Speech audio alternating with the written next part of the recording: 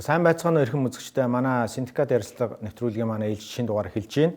Тэгээд энэ удаагийн дугаараар бид нэр стартап бизнес, түүнийг тойрсон экосистем болон хөрөнгө оруулалтын сангууд гэдэг одоо ялангуяа манай залуучуудын хувьд маш их сонирхлын татаад энэ салбарт хүчин үүсгийг зорддог, хүсдэг, мөрөөддөг энэ сэдвийг нь хөнтгөөр яг энэ салбарт идэвхтэй үйл ажиллагаа явуулж байгаа эрхэм зочдоо урьж авчирсан байна. Тэгээд зочдоо танилцуулъя. Миний зүүн гар талд мэдээлэл технологи үндэсний паркын захирал Золзын хүрэлцэн ирсэн байна. Мөн Exponential Зайсан Partners буюу хөрөнгө оруулалтын сангийн VC фандын захирал Аз Баяр. Мөн миний яг баруун гар талд Анар Synergy Fund Solution хөрөнгө оруулалтын менежментийн компанийн гүйцэтгэх захирал.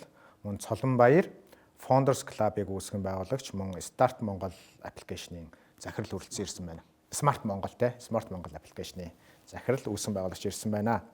Тэгээ эхний асуултаа би дунд нь тавья. Одоо сүүлийн үед ингээл стартап гээл яриа үг холбоог нэг бодлын тийм мод юм шиг тренд юм шиг болол хүн болгон ингээл ярьдаг болчлоо. Тэнгүүд бид нар одоо хуучин уламжлалт байдлаар ердийн компани аж ахуйн нэгжээс те шин тутам эхэлж байгаа компаниас шинэ бизнес яг юугаараа ялгаатай яагаад ингэ сүүлийн үед ингэ онцолж яг стартап гэдэг нэрээр ингэж яриад байгаа юм бол энэний тодорхойлт болон өмнө байсан одоо бизнесийн нэгжээс ялгаатай ялгарлын яг юу юм бэ? За юуны түрүүнд салбарын талаар ярих гэж байгаадаа маш их баяртай байна. Нөгөө сайнаач ярэ муугач ярэ гэдэг шиг элен далангуу сайхан ярилцсан. За стартап бол яг гэдэг одоо ойлголт Монгол улсад 2010 оноос хойш бол яг гэрчтэй яригдаж эхлээд community бүрдээд тэ үйл ажиллагаанууд ингээд яваад өдгөө одоо ингээд юу гэдэг нэг 14 жилийн нүрийг үзэж байгаа. За стартап гэдэг ойлголт ер нь бол улс орон болгон өөрсдийнхөө нөхцөл байдалд тааруулсан. За ихтэй сургууль болгон экосистемийн оролцогч талууд янз бүрээр бол тодорхойлдог. Нэгцэн ойлголт гэж угаасаа эзэж байхгүй. Гэхдээ ерөнхий том ойлголтоор гэх юм бол гарааны бизнес гэдэг нь өсрөнгөө хөгжлийг үзүүлэх те 3-5 жилийн дотор өөрсдийнхөө бизнес модель болон бүтээгдэхүүн үйлчлэгээр нөгөө disrupt хийх буюу бүүм хийх ийм бизнесийг хэлээд байгаа. Тэгээ бизнес модельтэй болон бүтээгдэхүүн үйлчлэгээндээ технологи инновацийг шингээсэн одоо бизнесийг гарааны компани гэд нэрлэдэг байгаа. Тэгээ маш товчхондоо бол ингэж хариулмаар байна. За таны хувьд тодорхойлтыг юу гэж хэлэх вэ? За зоологийнхаа хэлсэн дээр нэмээд хэлчихэд ер нь нөгөө бид нар одоо өдөр тутамдаа янз бүрийн одоо асуудлуудтай тулгарч идэг. Ялангуяа нийгмийн харилцаанд ороод ирэхлээр тий одоо өнөөдөр хотод маань хутаатай байна, төгжрээтэй байна ч гэдэг юм а. Гэтэл стартапыг эхлүүлээд явж байгаа залуучууд бүсгүйчүүд технологийн дэвшил, инновацийг ашиглаад тэр нийгмийн тодорхой хэсэг бүлэгт тулгараад байгаа асуудлыг шийдэх гээд шийдлээ олоод тэгээд ялангуяа технологийн их онцлогтой бүтээгдэхүүн үйлчилгээ гаргаад ирэхээр тэр нь амжилттай одоо сая зоолог хэлсэн шиг disruptive компани болж чаддаг. Тэгэхээр тиймэрхүү одоо онцлогтой компаниудыг гарааны бизнес буюу одоо стартап гэж хэлээд байгаа юм болов уламжлалт бизнесээс ялгаатай технологи инновацийн дэвшлиг шингээсэн бүтээгдэхүүн үйлчилгээ гаргаж ирж байгаа компани. Та хоёр санал өгнө үү? Тий, яг хөө зүгээр арай жоохон ондоо өнцгөөс бас харж хэлж бас болох нь юу гэхээр саяны хоёр хэлсэн юм бол хоёлаа бол угаасаа тийм. Гэхдээ бас нэг ондоо өнцгөөс юу гэж харах вэ гэхээр хөрөнгө оруулалтын хэрэгцээ шаардлага буюу хөрөнгө оруулалтын нүдээр харж байвал seed capital series A гээд ер нь бол нэг series C хүртэл хөвчлэн стартап. Гэхдээ үйл ажиллагааны талаас нь бас дүгнэхэд бол тухайн компани өөрөө санхүүгийн одоо тийм чадамжтай, дээрээс нь үйл ажиллагааны тийм тогтворчсон болтлоо ер нь бол стартап гэдэг удаад явж байгаа болох. За миний хувьд бол яг л санал нэг яг хуу арай өөр үгээр те энгийнээр хэлэх гэж оролдох юм бол яг хуу нөгөө гараанаасаа л өсөлттэй байгаа компани гэсэн үг. Өөрөөр хэлбэл одоо нөгөө адилхан ер нь бол бизнесүүд бол адилхан ингээл эхлээд явж болно те тэрийг одоо тэр mature болоод тодорхой төвшөнд хүртлээ бол өмнө нь бол уламжлалт бизнесүүд бол аягүй хугацаа зарцуулдаг байсныг болоод богинохоо хугацааны дотор тэр ер нь бол эхнээсээ л өсөлт хийж эхэлдэг энэ онцлогийг л тусгаал ер нь стартап гэдэг байгаа гэж ойлгоо. Тийм яг үнэ. Одоо тийм учраас нөө сүүлийн үед чинь баг залуучууд баг 10 жилээ төгсөл баг их сургууль руу орохгүй баг боловсрал мэдлэг юу юм те баг шууд бизнес хийнгээд ингээд шуураад байгаа. Гэхдээ тэр бол амжилтын хувь нь тийм өндөр гэж бодохгүй байна те. Тэгэхээр би дараагийн асуулт яг юу ингэж асуумаар байна. Яг стартап ингээд төрхөөс ахуулаад за өөхөх гэх нь хаашаа те эсвэл стартап биш болох хүртэлх тэр процесс яг яаж явд? Ямар үе шатуудыг дамждаг? Хүн бол дүнгиж төрөөл мүлгэж эхлээл хөлд ороод хилд ороод насанд хүрдэг гэдэг шиг тэрийг маш ойлгомжтой тайлбарлаад өгөөч. Тэгээд тэр процесс дунд нь одоо янз бүрийн нөгөө нэг гадаад нэртэй юунууд гэдэг те инкубатор юу л яг акселератор хэлж чадахгүй те тиймэрхүү юмнууд янз бүрийн бас энэ үндэсний болон олон улсын тэмцээнүүд байгаа грант тэтгэлэг авах юмнууд бас нэлээд байгадаг шүү байгаа. Тэр процессууд нь хизээ орж ирдээ. Тэн дунд нь төрийн оролцоо дэмжлэг эсвэл хязгаарлалт гэдэг зүйл байд юм уу? Зөвхөн Монголдоо биш олон улс руу бид нар бас гарах те олон улсаас хүмүүс олж ирэх тэр боломжууд нь Монголд нь хэр бүрдсэн байна гэдэг талаар айгүй тийм энгийн байдлаар хүмүүст процесс нь эхлээд тайлбарж байна. За тэгээ ер нь тий стартапууд бол одоо нэг хувь хүн тий нэг гоё айдиа болоод түрүүний нөгөө асуудлыг шийдэх гэж зориглоод тэгээд компани байгуулснаас одоо эхлээд явж байгаа. Тэгээд тэр компани дөнгөж үүсгэн байгуулахаас ахуулаад одоо тэр үед бол нэг бол ганцаараа өөрсдөө карманаасаа хадгаламжнаасаа bootstrap гэж хэлдэг тий эхний санхүүжилтээ өөрсдөө оруулаад компаниа санхүүжүүлээд явдаг. Эсвэл зарим тохиолдолд co-founder буюу хамтран үүсгэн байгуулагч болдог. Өөрт нь нөгөө тодорхой хэмжээний нэг ур чадвар одоо дутагдвал жишээлбэл технологийн тал дээр дэмжлэг хэрэгтэй бол технологийн талын хүнийг нь олж ирээд co-founder 50-50%-тай хөрөнгө оруулалтаа хийгээд эхлээд явдаг.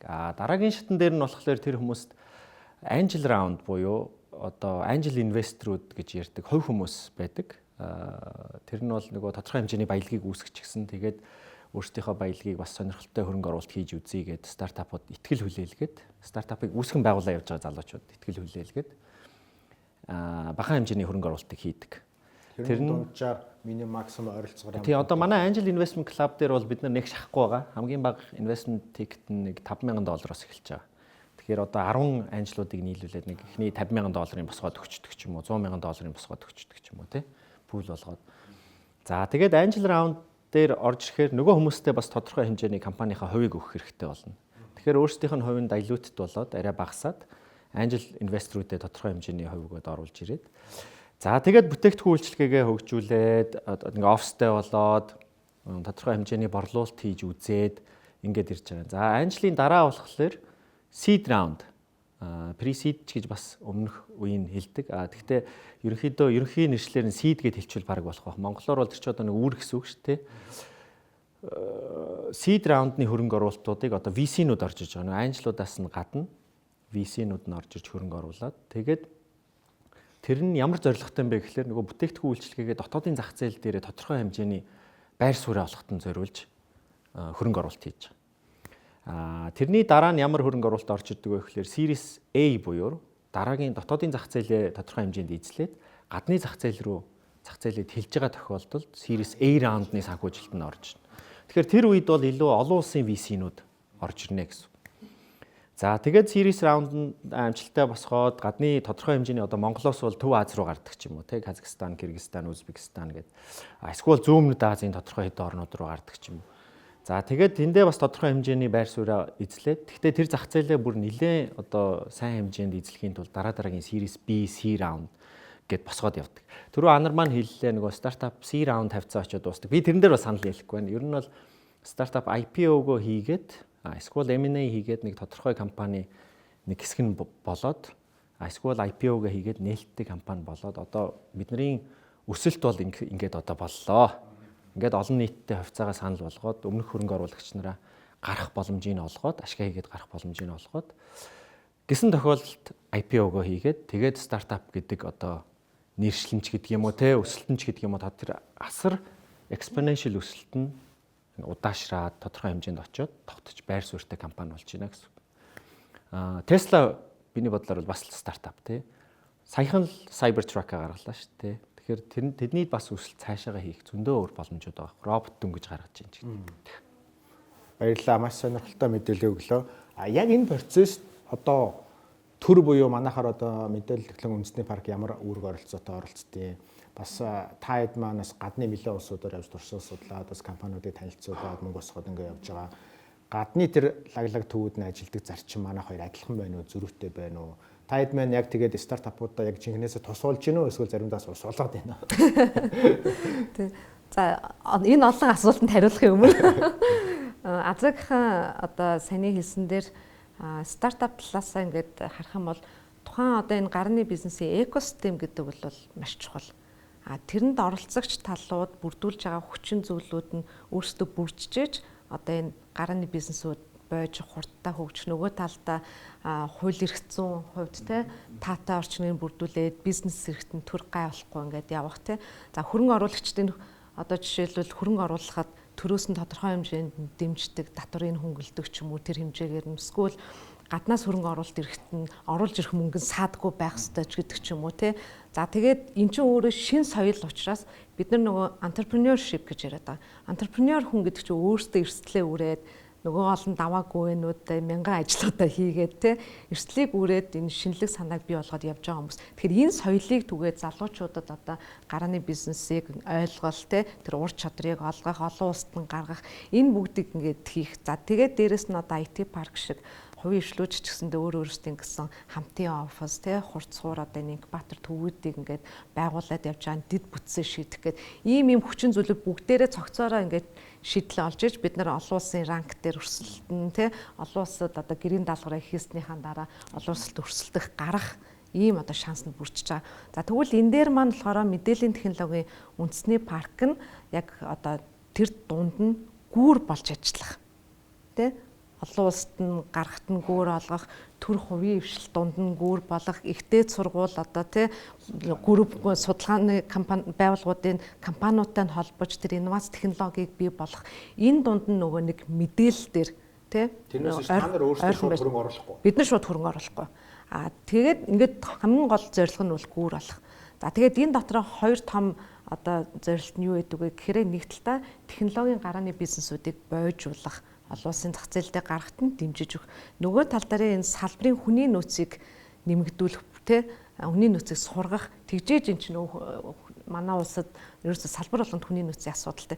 Тэгэхээр энэ хоёр чиг үүргийнхаа хүрээнд бид нар олон улсад IT парк шиг парк болох, жишг парк болох ингээд том одоо те зорилгыг тавиад тэгжээж эндээсээ бид нар хувийн хвшил хөрөнгө оруулалт одоо бусад энэ оролцох талуудтай хамтраад хамтдаа unicorn гэдэг нөгөө тэрбум долларын үнэлгээтэй компанига гаргах ийм одоо гол гүүр нь олчлоо гэж байгаа байхгүй. Тэгэхээр энд оролцоо нь юу вэ гэхээр эдгээр одоо оролцох талуудтай дэмжин туслана хаана ямар асуудал байна тэр гогцоо гаргалгааг нь гаргана хууль эрх зүйд нь одоо өөрчлөлтүүдийг нь оруулна төлөөлж төрдөө дуу хоолой болно энэ бүгдийг л ерөөсөө ард нь ингээд дэмжиж явах эсвэл түүчээлж те одоо сая өөрөө хэлсэн маш их олон улсын одоо гадаад руу ингээд дарга хэмжээнд янз бүрийн тэмцээн уралдаанд явж гин гэх те тэгээ одоо сая энэ жил гэхэд бид нар нөгөө бас оролцогч талуудтай хамтраад үндэсний анхны стартап чаленж Монголиа гэдэг тэмцээнийг хийгээд 300 саяын шагналын сантай төрөөс нэг ч төгрөг гарахгүйгээр бид нар өөрсдөө шагналын сангаа бий болгоод анхны спонсорудаас мөнгөний гаргуулад тэгээд ерөөсөө олон улсын талбарт одоо томоохон тэмцээн уралдаан арга хэмжээнүүдэд авч явж ерөөсөө л дэлхийд бид нар энэ бизнесүүдээ соёо гэдэг зорилгоор улиралдаа нэг удаа ингээд төр үеижл хамтарсан ийм одоо бизнес аялал, айлчлал, янз бүрийн арга хэмжээнүүд оролцоод ингээд яваад байгаа. Ер нь бол нэлээд том зорилгууд тавиал энэ нэг үзэж тараад байгаа.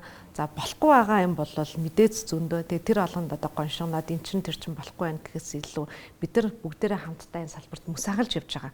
Ер нь би энэхэн зовлон асар их ойлгодог хүмүүс. Тэгэхээр би энийг илүү хүндэлж нөгөө нэгдэж бол хамтарч ажиллаж чадж байгаад бол миний хувьд хамгийн л их таатай байдаг тийм. Би энэ дэр нэг ганцхан нэг юм нэмчихэд санал гэх юм уу да баг те нөгөө зоологийнхоо байгууллагын нэрийг өөрчилчмөр санагдаад байдаг. Information Technology Park биш, Innovation Technology Park ч юм уу те. Тэгэхгүй болохоор зөвхөн IT зөвхөн IT руу фокуссан юм шиг гэтэл зоологийн маань хийж байгаа эдний багийн хийж байгаа ажил нь болохоор бүх стартапуудыг дэмжиж байгаа байхгүй. Сэм гээд зүгээр ингээд ухаалаг паркинг солиушн хийж байгаа компани хүртэл эдний дээр очиод боодж явах жишээ нь те. Зөвхөн information technology биш. Тэгэхээр тэр талаасаа ингээд нэрээ өөрчлөөд тэгээд ялангуяа нөгөө бодлого боловсруулагч нартаа тэгээд ингээд нэг ойлголтын жоохон өөрчилж өгөхгүй бол ялангуяа тэд нар маань болохоор стартап гэхээр IT компани гэдэг өнцгөөс бас харчих гээд байдаг. Тэгэхээр тэр өнцг рүү за тэр яриа хэтрийг үнзгэрч орлогоогоор зүгээр нэг санаа дэвширч байгаа юм байна шүү дээ. Зөв. Ер нь зоологийн юуг сая ярьсан зүйлийг нь холбоод Солонбаяраас асуух гэдэг нь Тэгээ би нөгөө old style-аар буюу хуучны юугаар ингээд компани эхлүүлжсэн учраас ингээд одоо ингээд та нар ярьж байгаа тэр бойжуулдаг төв, хурц суулдаг төв мөөхөө ингээд стартап гэхээр амар тийм эргэлцсэн тий. Өөр нэг ийм л айлын нэг цамаа хөөхөж шиг санагдаад байна л та. Тэгээд өөрөө цэцэрлэг гэдэг шүү дээ. Тэгээд ингээд 300 саяын шагнал мангал мөнгө зөнгөөгөө бол тий. Тэгээд манусүй тийм байсан биш. Тэгээд танах бол ингээд бас стартапууд нэг байгаа да тий. Энэ сайхан юм зумаар нь эрхэлж явж амжсан юм уу? Чадсан уу тий? Яг тэр процессор нь ингээд явхад болж байгаа юм нь юу вэ? Болохгүй байгаа юм нь юу вэ? Тэгэд үнэхээр ингэж гоё ярьж байгаа тэр юмнууд нэ бэлдэг Монгол бэлдэж гин үү гэдгийг мэдмээр байна. Яг бодит амьдрал. Яг хоо ер нь нөгөө бидний хувьд л яг тийм юмд бол нөгөө хамрагдаж үзээгүй тий. Одоо бид нар 2016 оноос хойш яг энэ өөрийн Smart Монгол гэдэг бүтээгдэхүүнийг гаргах гал тий хүмүүст хүргэх гал ингээ явж байгаа.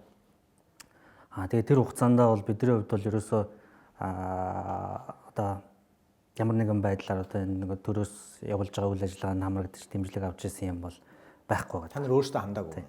Гэхдээ хандчихсан бас боломжоор бид нар чи асуудлаа шийдчих гээл хандж байгаа. Гэхдээ хамрагдаж байгаагүй бас өөр стартапууд бол хамрагдаал явсан л та нөгөө эрен билээл тийм нөгөө боломжтой нөөцөндөө тааруулаад ямар ч байсан нөгөө сонголт хийж явах шиг байгаа. Гэхдээ тэрэнд бол бид нар хамрагдаж байгаагүй. Тэгтээ бид нар бол зүгээр суугаагүй. Бас та ингээ үргэлжлүүлэл яваад байгаа. Ер нь яг нөгөө түрүүний бас асуулттай холбоод ярих. Ер нь нөгөө гараанаас өсөлттэй байна гэдэг чинь айгүй тийм хэцүү. Тэ? Маш хүнд байхгүй. Тийм учраас энэ одоо нөгөө экосистем нь өөрөө айгүй зөв ажиллаж ийж тэн тийм өсөлт бий болно. Өөрөөр хэлбэл тэр бүтээгдэхүүнийг айгүй богино хугацаанд гаргах хэрэгтэй. Тэрийг хэрэглэх хэрэгтэй. Тэ? Хэрэглэхгүй бол өөрчлөх ёстой. Тэгээд дахиад явах ёстой. Тэгээд тэрийг олон хүнд хэрэглүүлэх, найдвартай ажилуулах, тий? Гээд дараа нь орлого олох. Тэгээд хэрвээ тэр нь амжилттай болох юм бол одоо юу гэдэг нөгөө түрүүний ярьсан IPO, M&A гэдэг ч юм уу, тий? Нэг бизнес нь mature болж байгаа байхгүй. Одоо тэр нас биеинд хүрж ийн гэсэн үг, тий? Тэгэхээр тэр хүртэл явах энэ процесс нь бол айгүй хэцүү. Илүү их стресстэй маа гэж юу? Тий, хэцүү, тий. Тэгээд яг хөө ингээд экосистемүүд бол одоо юу гэдэг хэр зөв ажиллаж байгаагаас хамаарат янз бүр байна. Одоо жишээ нь Silicon Valley гэхэд чинь одоо хамгийн их стартапыг тэнд үүсгэж чадчихжээ, боожуулж чадчихжээ, дэлхийн компани болгож чадчихжээ, богино хугацааны дотор яг нөгөө нас биенд хүргэж чадчихжээ те. Гэтэл Монголд бас яг ямар байгаа юм бэ те. Энэ экосистем чи яг одоо юу гэдэг тэр зүйлээд хэлэх юм бол одоо говь цөл юм уу? Хангаа юм уу? Хангайд бол ямар ч ургамал бол ургачих гэдэг те.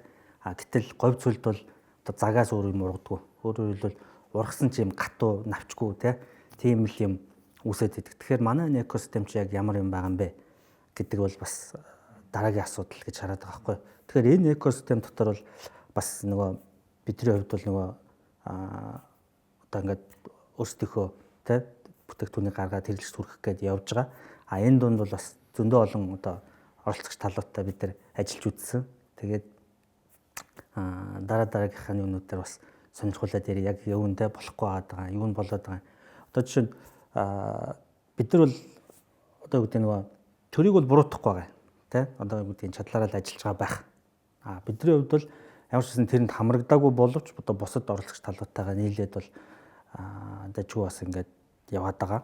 Тэр angel investor, seed investor-уудтай олсон уу? Тэр процессыг дамжсан уу? Хөрөнгө оруулагч татсан уу? За бидний хувьд бол яг одоо нөгөө angel ч гэдэг бидний хувьд бол илүү нөгөө bootstrap гэдэг талдаа. Өөрөөр бол эхний 8 жилийг бол бид нар ер нь яг өөрсдөө тий. Тэгээ компани нэг жоохон орлого олно. Тэрүүгээрээ өөрсдөө санхүүжүүлээд шаардлагатай юмнууд өөрчлөлтүүдээ бол өөрсдөө хийгээд ингээд явж байгаа байхгүй. Тэгжээж л одоо үгтэй ингээд нэлээд олон жил одоо явж штэ. Яг хуу манайх шиг компаниудыг бол одоо юу гэдэг нөгөө экосистем дотор бол нөгөө үхлийн хөндөдөө байгаа гэдэг юм те нэрлэдэг байхгүй. Одоо нөгөө үхмэл компани гэх юм уу өсч чаддгүй те ингээд нөгөө default дотор байна гэж хэлдэг байхгүй. Одоо эндээс бид нар бол яг нөгөө нэг гарах гээд явж байгаа. Тийм л компани байгаа байхгүй. Энэ дээр нэмж хэлэхэд одоо ингээд сая инкубатор, акселератор гэдээ одоо ярьж байна. Тэгээ бас дээрэс нь энэ стартапын тэр нэг замналуудаас нь яг хизээ яг ямар хэрэгслүүд, санхүүгийн хэрэгслүүд ямар ерөн дэмжлэгүүд хэрэгтэй болдог вэ гэх энэ экосистем дээр Accelerator инкубатор хоёрын гол цөм яг бүр ингээд хайгаад хамгийн ерөнхий ялгааг нь хэлвэл Accelerator нь илүү нөгөө нэг тэр тухайн компани бүтээгдэхүүнтэй болсон, санаатай болсон, борлуулалт гаргаа болсон. Гол нь зүгээр тэлэх шаардлагатай байна. Тэлэхэд тэр нь ямар асуудлууд байна вэ гэхээр нэгдүгээр нөгөө борлуулалтаа хийх тэр нөгөө network нь байхгүй ч юм уу. Эсвэл бол одоо тэр нөгөө нэг тэр үйл ажиллагаанд хэлэх гэдэг доторх нөө менежмент нь тэр мэдлэг нь байхгүй ч юм уу тий. Тэр талаар нь дэмжлэг үзүүлэхэд бол Accelerator гэдэг тэр юмар нь явах. Тэгэхээр зөвхөн мөнгөнд дэмжлэг бол биш юм биш. Тийм зөвхөн мөнгөнд дэмжлэг биш. Тийм энэ чинь бас босох зөвхөн мөнгнөөс илүү бас бусад ондоо олон факторууд байгаа. Инкубатор нь болохоор илүү тэр нөгөө нэг санаагаа боловсруулах. За одоо тэр нөгөө бүтээгдэхүүн яг эцсийн бүтээгдэхүүн болж чадсан уу? За эцсийн бүтээгдэхүүнээ болий ядахтаа нөгөө зах зээлд нэвтрэх тийм бүтээгдэхүүн болж чадсан уу гэдгийг тэрийг ингэж боловсруулж ингэж хөгжүүлж гаргахад илүү дэмжлэг болдог. Тэр нь илүү инкубатор гэдэг. Бас дахиад нэг тодорхойлолт тэр хоёрын урд нэмчүүл corporate гэдэг юм бас нэмчүүл тэр нь corporate accelerator, corporate incubator гэж явуучвал тэр нь болохоор яадаг вэ гэхээр энэ том компаниудын одоо асуудлуудыг шийдвэрлэх тийм өөрсдийнх хөрөнгө оруулалттай өөрсдийнх мөнгө хажуучаа тавиад тиймнүүдийг бас ингэж санхүүжүүлж байгаа. Тийм бас юмнууд байгаа. Манай Монголын нөхцөлд болохоор за тодорхойлолтгүй ер нь бол мерсер бол байгаа эднэрээс. Тэгэхээр эдрийг нь тухайн VC fund хариуцаж одоо оперейт хийн гэсэн үг үү? Эсвэл IT парк юм уу? Эсвэл бүр тусдаа бүр нэг ч юм уу тийм тусдаа яг энэ экосистемд тусдаа нэг өөр үүрэг одоо хэрэгжүүлж байгаа. Тэгээд тэр сервисээ үзүүлснийхаа төлөө тэднээс фигээ аваад амьдардаг одоо юу гэсэн үг ямар нэгэн тийм юугаар аваад ашиг аваад. Одоо жишээлбэл бид нар нөгөө экосистемийг дэмжсэн нэг 6 төсөл хэрэгжүүлж байгаа. Фанднаасаа гадна манай фанд болохоор Delaware-т бүртгэлтэй Америк фанд байхгүй.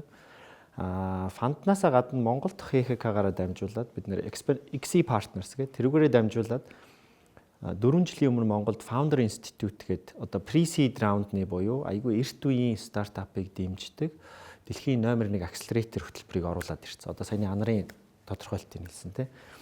Тэр нь яагаад бас дэлхийн номер 1 болцсон бэ гэхлээр одоо нийтдээ төгссөн компаниудын үнэлгээ нь 35 тэрбум доллар болчихсон. Нийтдээ менторийн network нь одоо network сая ирж байна 25,000 гаруй олон улсын тэр дунд нь Elon Musk байдаг жишээний ч. 100 гаруй оронд хэрэгжиж байна гэх юм уу тий. Тэгээд яагаад бас эрт үеийнх юм бэ гэхэлэр би нэг бас хамгийн ихэнд энийг ярьж байгаа нь дөнгөж одоо санаагаа бариад явж байгаа залуучуудыг дэмжиж тэр хүнийг энэ нэг 14-7 хоногийн дотор MBA-гийн баг хөтөлбөрийг ингээд шахаад өгч гисэн. Тэгээд одоо хамгийн эхний одоо компанийнхаа вижнийг хэрхэн тодорхойлох вэ? Тэгээд customer development модель чинь ямар байх юм? Тэгэнгүүтээ гэрийн даалгавар нь тэр 7 хоногтой багтаагаад 200 потенциал одоо байж болох харилцагч руу холбогдоод бүтээгдэхүүн үйлчилгээ санаагаа зар гэдэг гэрийн даалгавартай байдаг ч юм. Ингээд шахаж явсаар байгаа 7-7 хоног дээр компани үүсгэн байгуулж аль биесээр бүртгүүлээд 14-7 хоногийн дараа төгсөөд гараад ирэхэд нь хөрөнгө оруулахад бэлэн одоо angel investment өгөхөд бэлэн ихний стартап нь гараад ирж байгаа. Тэгээд тэнд нь түрүү нөгөө network гэж хэлсэн учраас бид нар тэгээд эрт үеийн нөгөө юу учраас accelerator хөтөлбөр учраас одоогийн байдлаар бид нэг 60 гаруй дотоодын тэргүүлэгч компани захирлуудыг менторээр нь оруулж байгаа. Захирлууд, хөрөнгө оруулагч нар, экспертүүдийг.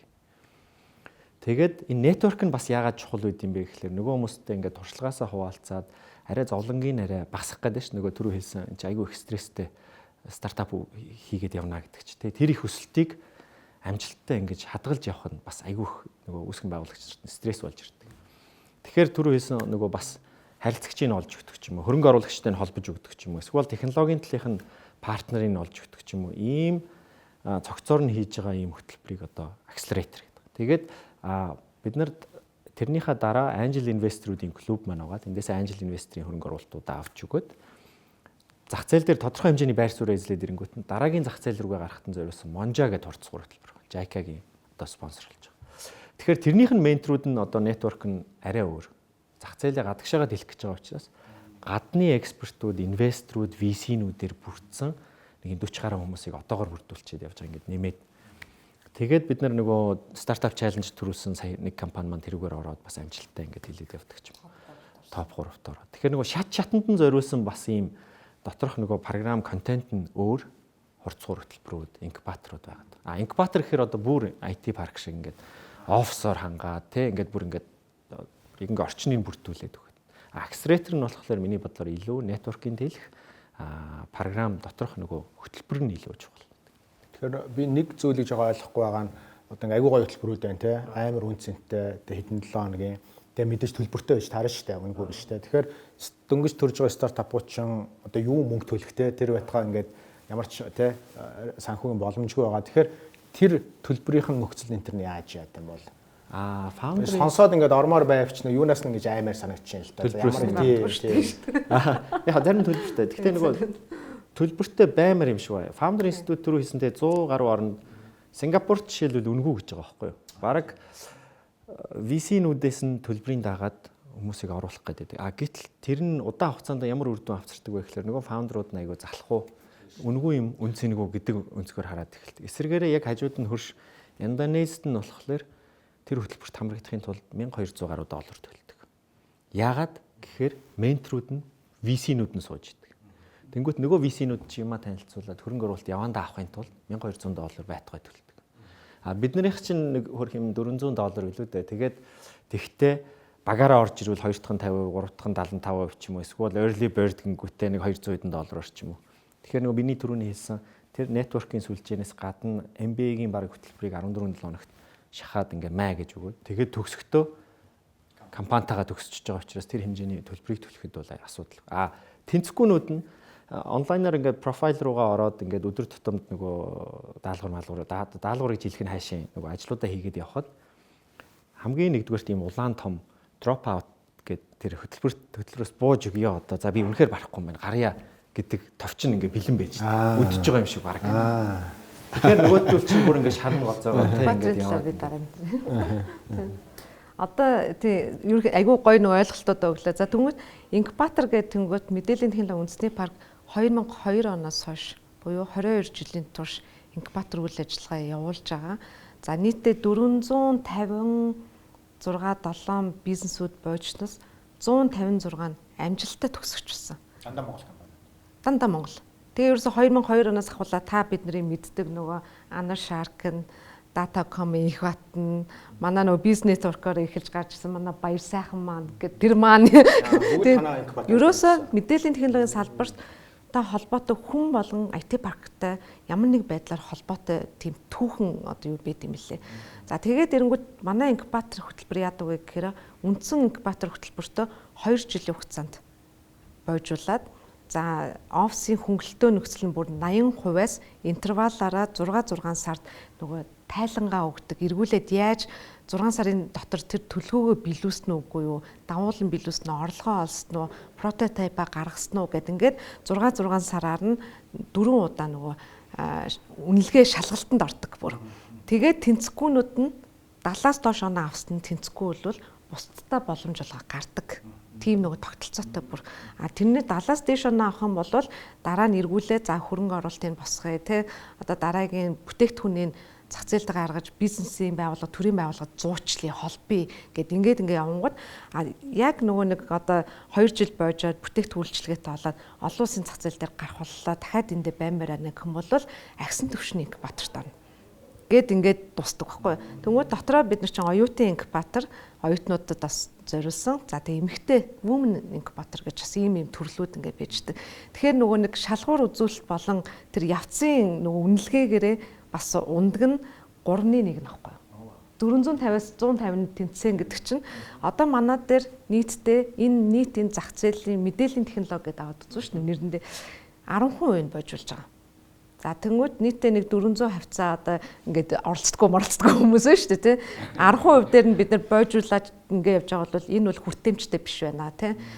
Яаж энийг би болох вэ? Одоо ингээд 5 жилийн өмнөөс л бид бүх ингээл нөгөө Dreamer Center гэх бөөнөрөө төрд ингээл ингэж өөрчлөмөр байна. Өндөр технологи инновацийн яамтай олмоор байна.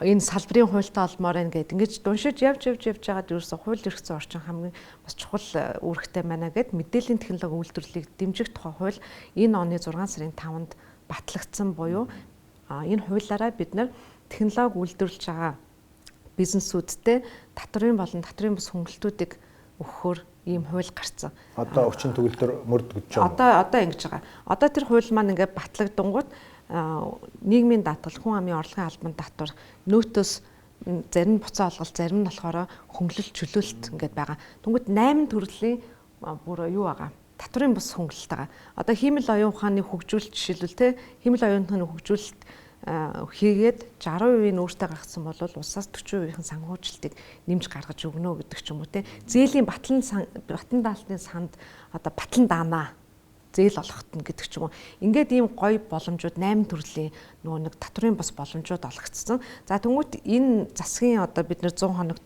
багтаагаад хуулийн амьд болохын тулд нөгөө манай Монголын хуулиуч бүгдээрээ дагалдах журмууд.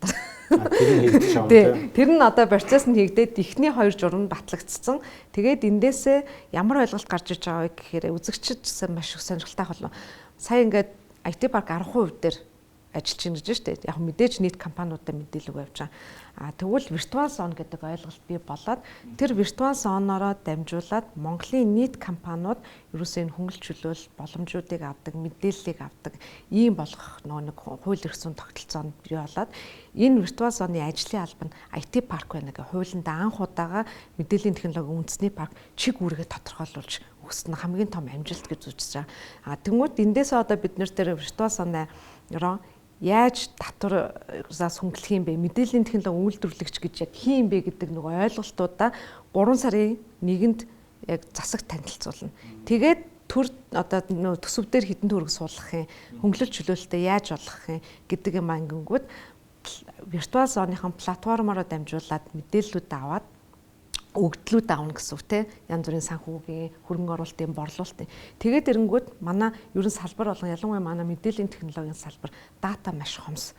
Тэгэхээр энэ дата өгдлүүдийг бий болгоснороо бид нэгдсэн том одоо төчнээ компанитай тэдэн ажилчид манай салбарт ажилладаг тэдэн хөрөнгө оруулалт татсан тэдэн гадагшаа IT салбарын экспорт хийсэн гэдэг дүнтэй болоод ирэнгүүт гаднаас хөрөнгө оруулалт авах дотоодоос хөрөнгө оруулалтаа татах гоё юм нөгөө өгдлөөтэй болчихно. Тэгээд нэг сумаар хит хитэн туулаа бодоод энэ ажлуудыг хийж байгаа.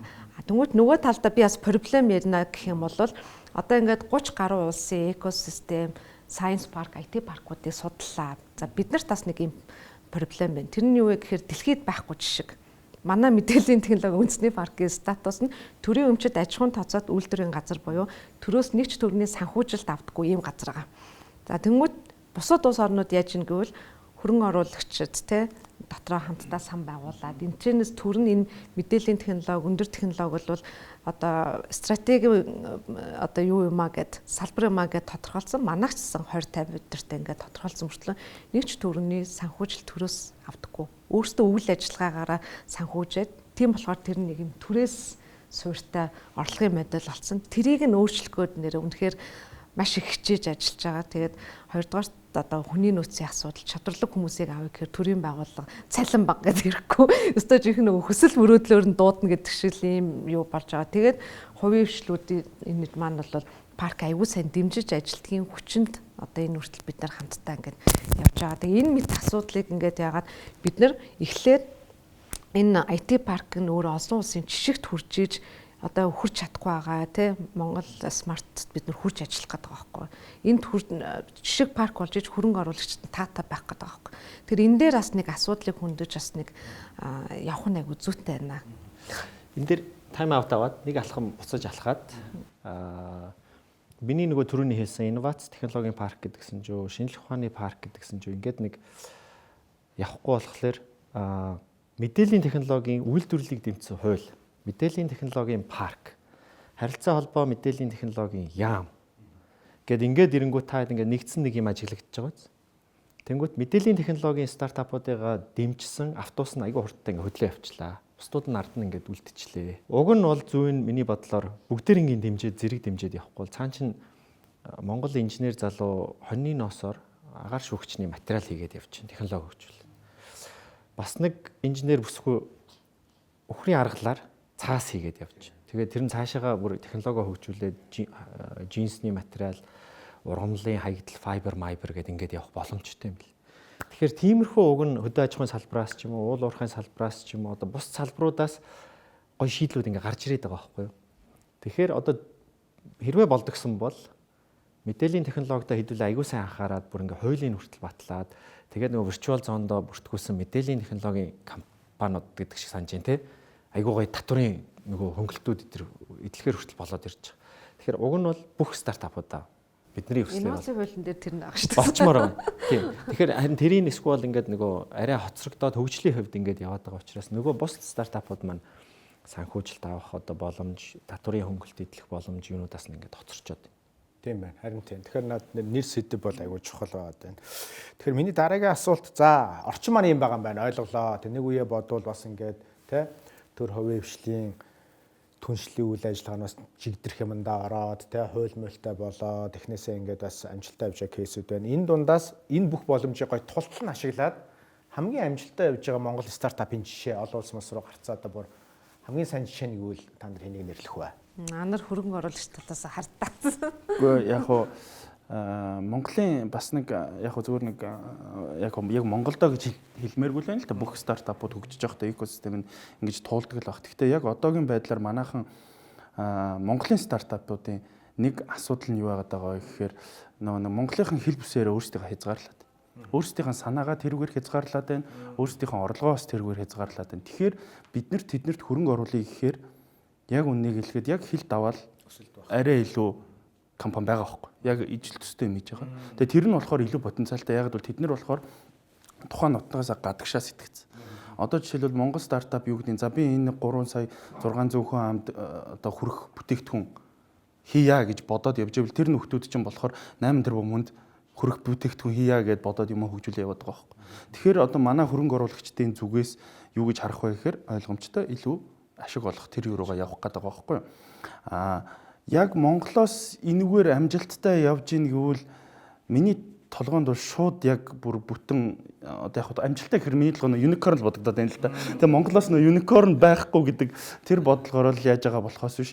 Яг хуу зүгээр тэр замналдаа явж байгаа компани гэвэл нөгөө нэг стартап чаленжд ороод нөгөө нэг Америктчууд бас тэмцээнд ороод бас өөрсдийгөө recognize хийлгүүлээд бас Монголоос нэг юм байд юм бэ шүү гэдэг тэр хэмжээнд явж байгаа компани бол бас нэг тэр тодорхой зайгийн тулчлаа л гэж харж байна. Тэрнээс өөр бас яг хуу бидний мэдэхгүй байгаа нэг 2 3 компаниуд бол бас байна. Яг хуу өөрсдийнх нь технологи нь илүү давуу тал гэхээсээ илүү нөгөө нэг тэрийг бүтээх гэж хийсэн хүний нөөц нь маш бага. Буюу манай монголчууд нь өөрсдөө бүх юм хийгээд идэв штэ. Тэнгүүтээ тэр нөгөө нэг хөрөнгө оруулагч нарт нь таалагдсан. Буюу танаа үйл ажиллагааны зардал чинь бол маш хямдхан юм байна гэдэг. Тэр үднээс тэгвэл та нарт хэлвэл ашгаа олоод эхэлжүүл ашигын маржин илүү сайн байх юм байна гэдэг өнцгөөс нь харсан тиймнүүд бол бас байгаад байна. Тэгэхээр нэг тэр өнцгөөс нь л ер нь харж дүгнэж байгаа болохоос тэгээд түрүүний бас нэг хэлсэн юм дээр нэг комент хэлэхэд буюу нөгөө нэг улс энийгээ хөгжүүлэхгүй эсвэл энэ салбар нь өөрөө хөгжихгүй байгаад байгаа юм бас нэг асуудал юу вэ гэхээр Монголын одоо хувийн хвшлүүд яг саяных шиг адилхан Монголдоо гэж харахгүй л те. Одоо жишээлбэл саяны миний хэлдэг шиг адилхан энэ бүх болцоо одоо ингээ хөрөнгө оруулагч нарын нүдэн дээр ирэхгүй эсвэл тэр таата нөхцлүүд нь тэрний хөрөнгө оруулагч нь гадаад байна уу Монгол энэ хамаагүй. Тэр чинь мөнгө л бол мөнгө байхгүй юу? Хин яаж өсгөх нь хин нь илүү сайн өсгөх вэ? Хаашаа оруулаад илүү өсгөх вэ гэдэг л асуудал. Тэгэхээр Монголын энэ одоо дэмжлэг буюу тэр нөө экосистем нь бүрдсэн үү? Эсвэл бол тэр Монголын стартап нь өөрөө тэрийг олж харсан уу? Тэр хүмүүсийн нүдэнд хүрсэн үү гэд энэ бүх юм нөгөө нэг нөхцөл нь биелэхгүй болвол Монголд байгаа хөрөнгө оруулагч нар гадагшаал харна. Хамгийн наад зах нь IPO хийх гэж байгаа компани IPO дээр нь орохоос өмнө ордог ч юм уу тий. Эсвэл бол өөр гадны одоо VC фандуудад хөрөнгө оруулна. Тэгээ ийм юмнууд бол хийгээд байна. Яг үннийг хэлэхэд одоо юу гэдэг Монгол дотроо Монголдо хөрөнгө оруулчихъя гэд хараад байгаагаас бол хоёр асуудал байна. Нэгдүгээрт наа VC чи яг үнийглээд амжилттай болох юм болохгүй юм гэдэг. Тэнгүүт нөө нэг стартапууд дээр нь очихоор нь нөгөөдөл нь дахиад Монголдо хийн гэхээр нэг хөрөнгө оруулагчийн толгойн за 3.6 сая хүн ам гээл тэдний орлого одоогийн дундаж цалин гээл тэргүүрээ ингээл тооцоолол ерөнхийдөө за ашгаа бодчихж байгаа шүү дээ. Тэгэхгүйгээр яг ингээд цаашаа харахаар хүмүүс бүр ингээд дэлхийн хэмжээний юмнууд руу хөрөнгө оруулах сонирхлууд байгаад байгаа байхгүй. Ой, тийм юм болоод өгөөч, ийм болоод өгөөч, ийм юм байна уу гэд. Тэгэхээр яг зүгээр нөгөө нэг алдагдсан боломжоо бас жоохон ухаарж энэ юмнууд дээр бас жоохон түргэн ажиллах ч юм уу эсвэл илүү бага алдаа гаргаж урагшлах ч юм уу тэр тал дээр нь бас анхааруулж байна. Амжилттай жишээ би юу ах юм бол те. Би бол жишээ нь Coupé-ийг хэлэх байхгүй. Coupé бол жишээ нь тухайн үед бол бид нар зөвхөн бэлэн мөнгөөр юм уу картаар л тооцоо хийдэг байлаа шүү дээ те. Тэгэхэд QR уншуулад төлбөр хийдэг данс суурьтай төлбөрийн системийг оруулж ирээд Тэг өнөөдөр бол юу гэдэг хаасайг л QR тий. Ерөөсөө нэг аппликейшн хоорондоо төлбөрийг шилжүүлдэг болчиход шүү дээ. Тэгээ өнөөдөр юу гэдэг тэр компаниуд IPO хийх чинь 40 тэрбумаар үнэлэгдээд хийж байгаа байхгүй. Энэ бол нэг амжилттай жишээ. Одоо технологи disruptive болж байгаа байхгүй. Өмнөх юмд өөрчлөлт хийж байгаа. За жишээ нь Lend маань яг одоо гэдэг нөгөө скорингийг тухайн үед нь шууд ап дотор нь хийдэг те ийм болгож орж ирчихсэн. Тухайн үед бид нэр банкнд хүсэлт гаргаад хэд хоногийн дараа хариугаа авдаг гэсэн бол тэр ап гарч ирснээрээ шууд хийдэг болсон. Тэгэнгუთ одоо бол бүх банк усуд юу н шахуу скорингийг ап дотроо хийгээд идэх болсон шүү дээ. Тэгээд Lend бол одоо жишээ нь глобал бас гарцсан те. Ингээд гэхдээ саяны нөгөө нэг шийдлүүд чинь бүгдөө Монгол дотроо асуудлыг шийдсэн шийдвэрүүд байхгүй. Өмнө нь бол гадаадд бол байсан байхгүй. Жишээлбэл QPay чинь бол энэ хятадууд чинь WeChat-аараа бүр аль дээр хийгээд эхэлсэн байсан байхгүй.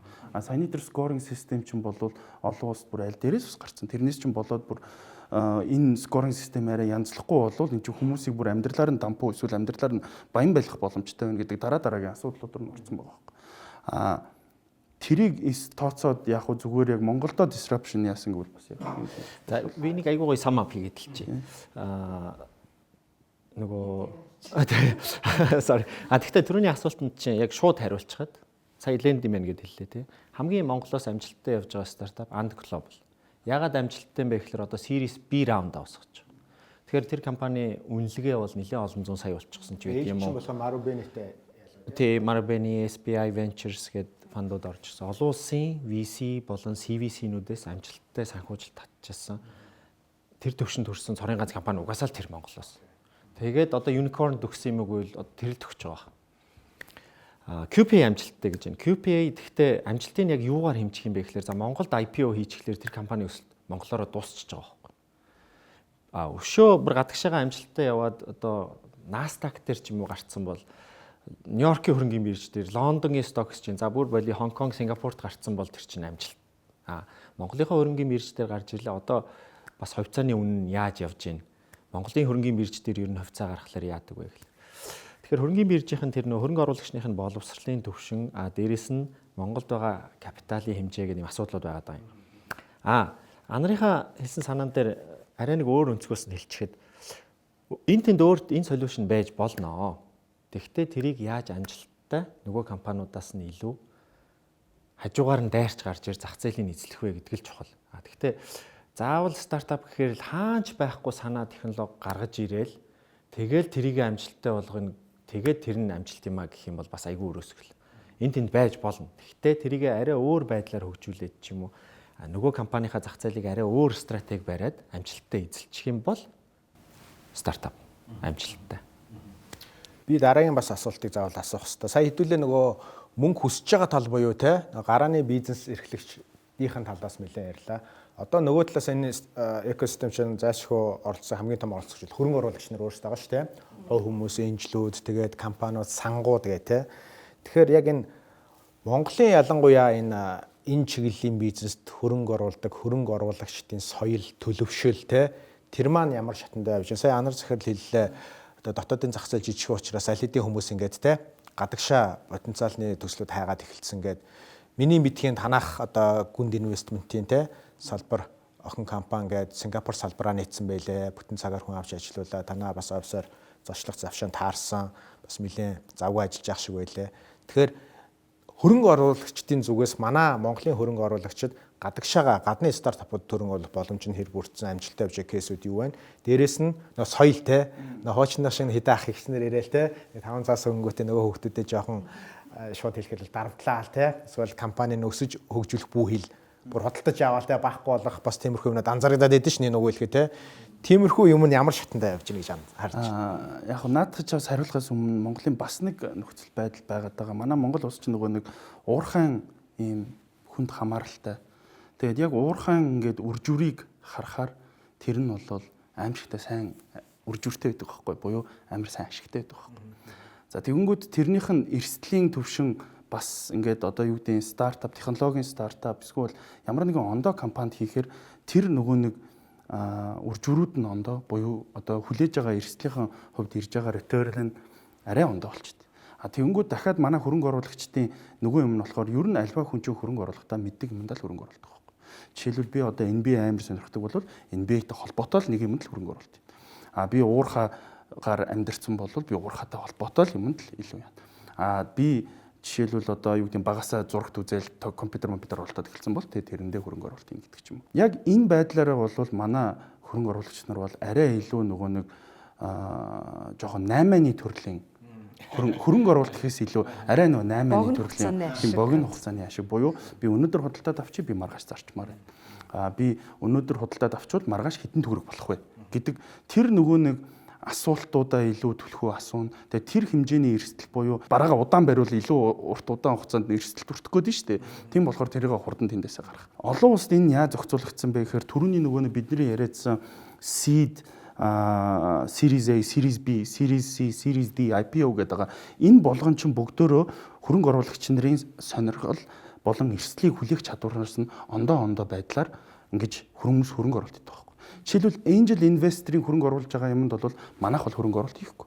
Буюу тэр чинь санаа нь бүрдээд болох шүүгүй болохгүй гэж мэдэхгүй юм би бол хөрөнгө оруулагч нарын мөнгө хийхгүй байхгүй. Тэрний оронд бүтээгдэхүүн болцсон. За Series A тий бүтээгдэхүүнээ болцсон юмаа борлуулад эхэлцэнтэй за юутай ч энэгээр нэг ашиг олж болдсон байна, маржин ийм байд юм байна гэдэг тийм потенциалтай юмд бол манай хөрөнгө оруулалт одоо оруулах тийм байдалтай. Манай яг Монголд одоогийн байгаа байдал бол яг за Series A-с хойш бол нэлээд хэцүү байгаад байна. Буюу тэр орон зайд бол жоохон тийм хүмүүс бол бага байна. Angel дээр бол манай азаа илүү тэр нөө early stage дээр бол манай азаа илүү сайн хэлэх баг. Гэхдээ миний харснаар юу гэхээр бараг нэг total хэд байд юм шиг байна. Ер нь бол ингээ өөрсдийгөө ингэж эрсдлийг хүлээгээд хөрөнгө оруулъя, энэ салбараа дэмжиж гэдэг тийм байдалтай гарвал. Нэр азаагаас яг нэг үргэлж асуумаар байна. Би бас өмнө бас Gemata тавч уулзчихсан танай партнер. Тэгээ өнгөрсөн хэдэн жилийн хугацаанд илээ хэдэн зуун хөрөнгө оруулагчтай та дуулцсан гэнэ тоо хэлж ирсэн. Тэгээ нууц ишүүл. Одоо өнөөдрийг хүртэл одоо ингэж явсан тэр амжилтынхаа зүг байсан. Амжилтанд хүрээг байна уу? Бид нар бас айгүй яг л стартаптайгаа адилхан андаа дөнгөж эхлүүлээл нэг дөнгөж хитгэн стартапад хөрөнгө оруулаад нөгөө дүүлийгээ одоо хөтлөөл явж байна. Яг анжлуудыгаа бас сурах гал үзэж байна. Нөгөө байр нь бол жоохон одоо алдагдсан шүү дээ. Бараг нөгөө seed round дээр ирсэн стартапуудыгаа хүртэл angel investor-уудтэй танилцуулж байна. Тэгэж жоохон ингэж нөгөө аппетитийг төрүүлжсэн сонирхлын өдөөж ингэжээж за angel invest стартап руу ер нь хөрөнгө оруулалт хийгээд бид нэр ингэж явах юм байна шүү. Хамгийн багадаа 3-5 жилийн дараа exit хийх юм байна. За бүр фандаар дамжуулаад хийчихвэл 7-оос 12 жилийн дараа exit хийх юм байна. Урт хугацааны хөрөнгө оруулалт юм байна. Ингэснээрээ бид нар энэ технологийн дэвшилт мэдээлэлтэй ойрхон байна ч гэдэг юм уу те. Зөвхөн ашиг талаасаа биш. Гэх зэрэгээр ингээд сонирхлын өдөөх гээд бас зөндөө олон юмнууд хийж байна. Яг одоогийн байдлаар манай Angel Club дээр 83 билүү 4 хүн бүртгэгдчихэд байж байгаа. Хувь хүмүүс. Тэгвэл тэр дунд корпорацтуудыг төлөвлөд орж ирсэн хүмүүс ч байгаа. Ингээд мэдээлэл бас жоохон ойрхон байна. Бид нар тэр болгонд ингээд хасч яалгүйгээр хүн болгоныг л ер нь оруулаад авах сонирхолтой хөрөнгө оруулъя гэсэн. Тэр дунд Монголд амжилттай бизнес эхлүүлээ зарим нь exit хийгээд үдцсэн гадны экспатууд ч байна. Яг ингээд дуулсан хөрөнгө оруулагчтай тоолох юм бол бас нэлээд хэдэн зуун болсон бахаар 300 400 болж гинөө дотоодын гадны. Бид нар чинь нөгөө Монгол гэдэг нэрээ гадагшаага очиод бас зараал хөрөнгө оруулалт татах гал ингээд яваад байгаа байхгүй. Дотооддоо бас VC гэдэг хөрөнгө оруулалт чинь юм байдаг юм аа. Та хэд энэгээр дамжуулаад үгүй ер нь VC биш. Стартапууд руу ингэж хөрөнгө оруулдаг юм аа. Ингэж ашигаа хүртдэг юм аа. Ийм давуу талууд үүсэх юм аа гэд ингээд бас яриад ингээд явж байгаа юм. Тэгэхээр бидний одоо энэ гаргасан effort-оор бол одоо Silicon Valley-д адилхан effort гаргах юм бол аль хэзээ манай фанд босчихсон, аль хэзээ портфолио нь бүрдчихсэн тий. Манай фанд чинь ер нь бол нөгөө хөрөнгө оруулах хамгийн таатай орчинд очиод бүртгүүлсэн байхгүй. Монгол фанд биш шүү дээ. Монгол VC-гийн нөгөө хууль эрх зүйн орчинч бүрддэг байгаа. Тэгэхээр наваачаа Delaware-т бүртгүүлсэн. Тэрийг нь тэр нөгөө хууль эрх зүйн орчноо хөрөнгө оруулагч ингээ харах юм бол шууд за Монгол юу юм уу Delaware юм уу шууд хийчих. Монгол гэдэг нэрнээс нь л яагаад. Тий. Би нэг дундын зоноос нэг ингээд дундын яг нөгөө дунд нь байгаа шүү дээ тий. Стартапыг нэг талд нь байж байгаа нөгөө талдаа хөрөнгө оруулагч нартай ингээд харилцаад явж байгаа. Тэгвэл аль алинд нь асуудал байгаа байхгүй юу? Яаж байгаа вэ гэхээр нэг талдаа стартапууд маань одоо Монголын чиний хэлдгээр нөгөө нэг сайхан бойжуулагдаа тэгээд яг юм заримдаа эрхлээд ингээд явж байгаа. А тэгээд боломжууд олгож явахад тэрийг ашиглахгүй бас тохиолдол байгаа. Бараг араасаа чи ингэж тэгэж бараг оролцооч гэж татвар чангаалгадаг тийм тохиолдол байна. 10 жил багшийн хүүхдүүд тийм байдаг гэсэн ингээд тийм хангри биш вэ? Үлсгэлэн биш вэ? Нөгөө сурч хөгжихийн төлөө ингээд дэлхийн зах зээл рүү, олон улсын зах зээл рүү гарахын төлөө ингээд цөөх хийдэн ингээд яваад. Тэнгүүд яг нэг хөрөнгө оруулагчтайгаа харилцаанд зарим нэг аятайхан стартапууд маань яадаг вэ гэхээр мөнгөтэй хүн болгоноос одоо хөрөнгө оруулалт татгаа болцсон. Яагаад гэхээр энэ хөрөнгө оруулагч бидний энэ вишэнд те зорилготой нэгдээд стратегийн хөрөнгө оруулагч болоо урт хугацаанд хамт явах уу? Яг ингээд хоорондоо матч хийгээд хамтдаа явах уугүй юу? Үн цэнийг чухалчилдаг болсон. Одоо өөртөөхөн зорилго дээр үндэслээд. Тэнгүүд тэрэ магадгүй нэг олон улсд бол blacklist гэж гардаг те. Тэр шиг ингээд за энэ мөнгө өгье одоо 500 сая өгье 1 тэрбум өгье гэсэн үзэл санаа баримтлал нь тэр зорилгот нь нийцэхгүй бол үгүй гэж хэлж чаддаг зоригтой бас болсон байгаа. Хуучин бол баг хөрөнгө оруулалт 50% ч авъя гэвэл уухантаас окей тгий гэдгээс бол өнөөдөр 50% биш ээ. Энд чинь өөрөө angel seed гэдэг нөгөө янз бүрээр байдаг. 5% дээр оруулаараа 10% дээр оруулаа. Тэгвэл заавал нэг хамтраадах шаардлагагүй гэдэг бас ийм нөгөө өөртөө ингээд урдчин бол нэг бараг 1000-2000 стартапууд нэг хөөсрөл бий болоод одоо болохоор манайх нэг тогтчлоо тийм нэмж стартапууд маш бага гарч байна. Тэгвэл тэр үлдсэн хүмүүс маань яг ингээд яаж хийж байгаагаа хөрөнгө оруулагч нартай харилцаагаас нэг тодорхой хэмжээнд ойлгодог болчиход. За тэгвэл энд хөрөнгө оруулагч тал ингээд яаж байгаа вэ гэхээр одоо бид нар хөрөнгө оруулагчид нарт энэ соёлыг түгээх цаг нь болсон байна. Яг үнийг хэлэхэд одоо манай Гүнд Investment, Teso Investment те манай Zayson Partners гэдэг цөөхөн гарын 5 одоо нөгөө нэг MCS Ventures гэх за гарын 5 уранд л байна. За энэ хэд маань бол ингээд ойлгоод seed-ээ ойлгоод, angel-ээ ойлгоод ингээд стартапуудтайгаа айгүй нөгөө нэг хараа нийлээд ямар нэгэн гэпгүйгээр олон улсын стандартаар ингээ ажиллаад байгаа байхгүй. А тэгтэл чин гадуур чин зөндөө олон мөнгөтэй мөртлөө юунд хөрөнгө оруулалт хийхийг мэдэхгүй байгаа хэсэг бүлэг хүмүүс байгаа. Гэхдээ энэ стартапын хөрөнгө оруулалтын соёл гэдэг юм манад айгүй сайн одоо түгээхгүй бол тэдгэрийг мэдлэгжүүлэх энэ салбарын одоо энэ хөрөнгө оруулалтын орчныг ойлгуулах тэгжээч нөгөө чиний хэлээд байгаа VC фандтай хууль байхгүй гэдэг одоо гадаадын хөрөнгө оруулалтын хууль явж байна. Тэрэнд бид нар саналаа өгөө. Манайх бас юу нь ялгаагүй тэрнээс болоод Сингад байгуулт. Тий. Ингээд явж байгаа байхгүй. Тэгэхээр нөгөө нэг энэ талтаа нэг аль талд нэм проблемууд байна. Энэ талтаас хангри ярьцгүй байна. Зарим нэг нь бол ингэж хөрөнгө оруулалтын оруулагчтай дэмжих бодлого чалга тий.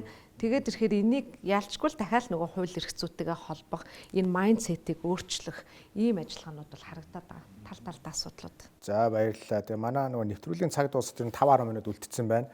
Би тэгээд хин Азаа Анар хоёроос нэг тухайлжин асуултыг заавал асуумаар байна. Одоо сая ингээд хэдүүлээ стартап энтер гэж явж байгаа нөгөө VC-ийн тухай яриад эхэллээ шүү дээ. VC fund энтэй venture capital fund гэдэг те. Тэгэхээр энэний бас тодорхойлтын аягүй энгийнээр нөгөө нэг тэнэг хүн биш нэг онгой хэлж та улсын их хурлын гишүүн хүртэл шууд ойлгохоор амархнаар хэлээд өгөөч. Тэгээд дээрэс нь Монголд одоо хэдэн ер нь тоо байдаг бол хэдэн одоо VC байна те юугаараа ялгаатай тэн дундаас аль нь одоо хамгийн их стартапуудад хөрөнгө оруулсан одоо амжилтаараа тэргүүлж байна гэдэг. Анар Захирлын танах сая тэр Сингапурт офсоо байгуулсан гэдэг яг VC fund биш хөрөнгө оруулалтын менежментийн компани гэж шүү дээ тий. Тэгэхээр энэ нь бас яад энэ VC fund-ийн дээр нь юм уу доор нь юм уу дунд нь юм уу тий. Яг юу хийдэ яг яаж мөнгө олдъё гэдэг тий. Бүтэц юуг нь хэсэг юм. Аха. За тэгээ нөгөө VC нь болохоор venture capital гэдгийг товчлоод хэлсэн. Тэгэхээр нөгөө хөрөнгө оруулалтын сангууд дотроо эрсдэл таах чадвараар нь англиад тэгээд арай эрт үеийн ч гэдэг юм уу илүү эрсдэлтэй ирээдүйд өндөр өгөөжтэй байж болох хөрөнгө оруулалтыг хийдэг сангийн venture capital fund гэдэг. Тэгээд бид нөгөө бус фандуудтай харьцуулахад одоо жишээлбэл тэр ард нь бид нөгөө энэ стартап экосистемийн зураглалыг оруулсан байгаа. Энэ манай партнер Deloitte-ийн гаргасан нэг юм зураглал байна лээ. Тэн дээр ялангуяа энэ талд нь дандаа хөрөнгө оруулагч нарыг жигсаагаад бичсэн байгаа тийм. VC-гээ доор нь PE тэгээ corporate гэсэн байгаа. Түрүүний зоологийн манд дурдсан манайхаас гадна байгаа бус цангууд болохоор яг VC фанд бол биш. Илүү corporate VC фандууд. Тэгэхээр corporate VC фандууд нь ямар ялгаатай байд юм бэ гэхээр өөрийнхөө групп компани экосистем тохирох стартапуудыг түүж аваад тэднэртэй зориулсан хөрөнгө оруулалтыг хийдэг. Teso, Гүнд, MCS тэр тий. Тэгэхээр одоо гэхдээ гүн дараа өөр статустай байгаа юм шиг анаар тайлбарлах бах тий. Сайн ч талтай, муу ч талтай нөгөө хөрөнгө оруулалтыг авж байгаа стартаптай. Нөгөө стартап нь бүр нөгөө тэр групп компани экосистем гэхээс илүүтэйгээр илүү дэлхийн бодоод дэлхийн зах зээлийг дайлаар мордно гэж ивэл тэр хэмжээгээр өсөлтөө харж ивэл илүү VC-гээс хөрөнгө оруулалт авал зүгээр байдаг. Яагаад гэвэл бид нар цаашаага хөгжүүлээд нөгөө дараа дараагийн хөрөнгө оруулагч руу ингээд холбоод эсвэл нөгөө зах зээлийнх нь одоо хамтрагч болцохоор компаниудтай нь холбож өгөөд ч гэх юм уу ингээд хөтлөөд явдаг. Одоо сая 10 сард бид нар нөгөө стартап World Cup-та төрүүлсэн. Тэгээ манай хөрөнгө оруулалтыг авсан компани хөтлөөд Сан Францискод аваачаад Silicon Valley-гаар оруулаад тентхийн VC-нүүдтэй танилцуулаад тэр том тэмцээний тайзан дээр гаргаад хөрөнгө оруулагч нар манай Монголын ийм мундаг стартап биш үү гэдэг ингээд хөтлөөд явж байгаа. VC бол ерөөсөө тийм л үнцнийг өгдөг. Ментор өгдөг, гайданс өгдөг, яаж тусалт дэмжих вэ? Дээрэс нь CVC-нүүд болохоор илүү нөгөө их хувийг нь худалдаж авах гэдэг. Equity-г нь авах гэдэг. Тэг ягаад тэгэхээр илүү менежмент нормоор байна. VC болохоор яадаг вэ гэхээр багахан хувийг авдаг. Тэгээд яаж тусалт дэмжих үү? Хинтээ холбож өгөх үү, яах вэ гэл ингээд явдаг. Тийм ялгаатай. Private equity дээр болохоор илүү уламж бизнес рүү хөрөнгө оруулдаг ч гэдэг юм. Товчхондоо тийм. Танайх одоо нууц биш бол танай VC fund ер нь хэдэн төрлийн байгууллага хүнээс одоо хөрөнгө босгоод нийт хэдэн төсөлд одоогийн байдлаар хөрөнгө оруулчихад байгаа. Фандныхаа бүр айхтар детайлыг бол бас ярьж болдгүй юм байна. Ягаад тэгэхээр нөгөө эн чинь Америкийнхаа дагуу, хуулийнхаа дагуу болохоор general solicitation гэдэг мэдлэггүй хүмүүст одоо эн чинь зурагтаар ярьж штэ. VC фандныхаа талаар ингээд яриад нөгөө хүмүүс маань хөрөнгө оруулъя гэд эсвэл шууд хөрөнгө оруулчих юм бол эрсдэл өндөртэй хөрөнгө оруулалтын бүтээгдэхүүн. Тэгэхээр тийм учраас ингээд нийтэд сурталчилсан ямар нэг юм ярьж болохгүй гэдэг юм лээ. Гэхдээ илүү багц ярьсан учраас тий бид нар нэг тодорхой хэмжээний мөнгө босгоод тэрийгэ яг одоогийн байдлаар 3 стартапт хийцэн явж байгаа. Тэгээд тэр 3 стартап одоо өстэй яг түрүүний хэлсэлжлээ. Яаж дэмжих үү, яаж олон улсын зах зээл рүү гаргах уу гэд ингээд явж байгаа гэсэн үг. За баярлалаа. За маш сонирхолтой ярилцлага өрнүүлээ. Би тэгээ сүүлийнхээ асуултыг та бүхэн тавиад та бүхэн өөрсдийнхөө бас санаа оноог маш товчхон илэрхийлээд нэвтрүүлгээ дуусгая гэж бодож байна. Тэгээ тэр асуулт нь юу гэхээр илүү асуулт гэхээс илүү мэдээлэл юм уу? Сүүлийн 3 жилийн хугацаанд дэлхийд тойроо 100 гаруй хөрөнгө оруулалтын сан, VC fund, equity fund, хувь хөрөнгө оруулагчтай уулзсан нэг нөхөр сая өөрийнхөө таймыг бичсэн байсан. Тэр нөхөр газараасаа хамаараад бас хөрөнгө оруулагч нарын аппетит буюу хөрөнгө оруулах тэр нөгөө зорилго стратеги нь өөр байна. За жишээлбэл их газрын хятадын хувьд хөрөнгө оруулагчны хамгийн их асуудаг юм технологи гинэ. Танай технологич яг юу юм те? Копи буюу одоо дуурайлган хийх одоо магадлал нь хэр өндөр үү бага уу те? Танай багт хэдэн PhD байдгийг гэдэг асуултыг дандаа технологи суртай. За зүүн өмнөд Азийн улсууд болохоор яаж яах вэ гэхээр тэд бизнес загварыг сонирхож байна. Яг бизнес загварч юу юм? Хизээ нөгөө мөнгө оруулагч нэмэх рүү гарах юм те. Төрөний хэлдэг пайлот бүтээгдэхүүн чи гарсан юм уу гараагүй юм уу? Борлуулалтаа эхэлсэн үү эхлээгүй юу гэдэг зүйлээ асуудаг. Тэгсэн чи Америк буюу одоо санхүүрийн хөндө болохоор инновац буюу те яг наадах чи дэмжээ хөрөнгө оруулъя гэвэл чи эргэн тойрон байгаа нийгмийн асуудлуудыг, уламжилт асуудлуудыг уламжилт бус аргаар яаж шийдэж чадах юм? Яаж энэ салбарт нөгөө disruption үүсгэх юм те гэдэг зүйлийг аягүй асуудаг гэж яах. Тэнгүүт асуулт Монголын хувьд энэ тэр нэг хөрөнгө оруулагч нарын зүгээс онцолж харж за энэ миний одоо яг value буюу үнцэн шүү гэж одоо хөрөнгө оруулдаг тэр зүйл нь юу бол ер нь тийм юм байна уу? Юу тэр нь юу байгаасаа байхгүй болвол те байхгүй ч болно шүү дээ. Тэгээ нэг ярьж байгаа юм чи байхгүй бол тэр нь юу байгаасаа гэж хүсэж байна. За загас эхлэв. Би нэг 2 юм хэлчих те 2 point. Нэг нь ер нь нөгөө түрүүний бас ярианы сэдвүүдтэй их уялдаатай юм. Монгол бас нэг өгүүлэгдээд байгаа юм. Яг мэрэгжлийн баялагийг удирдах зөвлөгөө өгдөг байгууллага бөгөөд хууль эрх зүйн орчин хараахан бас бүрддэг байгаа юм байна. Wealth management service гэдэг шүү дээ, тий. Монголд одоо team capital, team assets, team capital management гэх зөндөө олон компаниуд байдаг. Гэтэл зөвхөн IPO юм уу, bond гаргах гэж байгаа юм уу нэг хэдхэн дотоодынхон зах зээл дээр ингээ хомигдаал нэг хэдхэн төрлийн team бүтээгдэхүүн санал болгодог. VC одоо юу гэдгийг CVC, VC private equity fund гэдэг чинь бас нэг төрлийн байж болох эрсдлийнхаа хэмжээгээ харж агаад эрсдэл даах одоо чадвараасаа хамаарат хөрөнгө оруулж болох тийм нөгөө бүтээгдэхүүнүүд нь байж болох юм. Тэгэхээр бид нар одоо уулзж байгаа хөрөнгө оруулагч нартай хүртэл тэрнийхэн талаар бараг лекц унших шахуу юм болдог байхгүй. Та VC бол маш эрсдэл өндөр шүү. Тэгэхээр нийт байгаа баялагийнхаа хэдийн нэг 3-5%-аас хэтрүүлж болохгүй шүү ч гэдэг юм уу те. Тим нэг юм одоо баялагын зөвлөх баялагын менежментийн зөвлөх үйлчилгээ үзүүлдэг тийм салбар бас хөгжих юм бол бас их олон юмны сая анарын дуртай family office гэдэг зүйл бас холбогдсон тий. Family тэр нөгөө яг family office тий үйлчлүүлэгч нь байж болно. Тий үйлчлүүлэгч нь байж болно тий. Яг тэгэхээр баялагийг үүсгэсэн байгаа байхгүй. Одоо энэ хэд маань нэг албан ёсоор ингээд Сингапурт бүртгүүлээд ингээд зохион байгуулалтанд орж байгаа боловч Монголд уг нь тийм family office-ууд байгаа. Гэхдээ өөрсдөө мэдэхгүй байгаа. Баялагаа бүрт. Гэхдээ тэрийгэ аваачаад эрсдэлтэй бизнес рүүгээ бараг буцаагаад 100% хийчих гэдэг. Тэгсэн хэрнээс их сонио түрүүчээсээ олон улсын баялагын менежментийн компаниуд нь Монголд орж ирээд клиент цэмээрхэн хайдаан тийг яваад байна. Тэгэхээр бид нар тийм болцоогоо өөрсдөө бас алдаад байна шүү нэгдүгээр. Хоёрдугаарт бид нар нөгөө ялангуяа policy maker-үүдтэй тэгээ их ойрхон одооноос эхлээд ажиллаж байна л да. Хамтраад хийчихгээд байгаа нэг юм юу вэ гэхээр ийм сангуудын сан гэж бас ойлголт байдаг. Fund of funds. Тэрийг Монголд үүсгэн байгуулаач. Сая бид нар нөгөө үндэсний баялагын сангийн тухай хуулиа батллаа. Sovereign Wealth Management Fund. Pension fund маань байна. Тэнд ингээд бүр ингээд дампуурлаа, яана. Тэгэхээр зүй нь бол уг нь хэрвээ сан гэж үүсгэн байгуулж байгаа бол тэр нь тодорхой хэмжээний зарим сургуулиуд баг энэ дээр бүр урд нь гарч алхаад endowment fund гэдээ байгуулад эхэлчихлээ шүү. Тэр чинь гэхдээ тодорхой зорилготой үүсгэн байгуулагдсан, тодорхой юмыг санхүүжүүлэх гээд гэхдээ хажуугаар нь бас ашигын төлөө хөрөнгө оруулалт хийдэг. Тэгжээж тэр хөрөнгө оруулалтынхаа ашигаас нөгөө сангийн мөнгө маань ингээд томроод явж идэг. Тэгэхгүй болохоор одоо бидний хийж байгаа сангууд болохоор ингээд зүгээр нэг банкнд аваач хадгалуулцдаг ч юм уу эсвэл хандив тусламж өгдөг. Тэ? Халамж өгдөг. Тийм биш. Ингээ фанда үүсгэн байгуулад тэгээд тэр нь яг албан ёсны мундаг менежерүүдийн авцарч менеж хийлгээд тэндээсээ VC-нүүд бус төрлийн сангууд руугаа хөрөнгө оруулад тэгээд стартап экосистемээ дэмжийа гэд. Түрүүний тэр нөгөө last point өөрөө чинь нөгөө тэр уулзсан их сонирхолтой өнцгүүдээс нь олж харсан байна. Бид нар энэ VC фанда үүсгэн байгуулах гэдээ явж байхдаа одоо энэ VC фандны баг леженд буюу домог гэж ярьдаг Пол Брегел гэдэг нэг залуу байдаг юм байна. Тэр залуу дэлхийд даяар 30 гаруй VC фанд үүсгэн байгуулчих. Африкт очиод хүртэл VC фанд байгуулчих. Бүр сонирхолтой нь Монголд 14 билүү 16 оноос хойш 4-5 удаа ирж исэн юм байна. Монголд VC фанд эхлүүлвэл ямар вэ? Мань хүн болохоор бүр entrepreneur гэхэд бүр ингээд амар entrepreneur хүн байгаа байхгүй тий.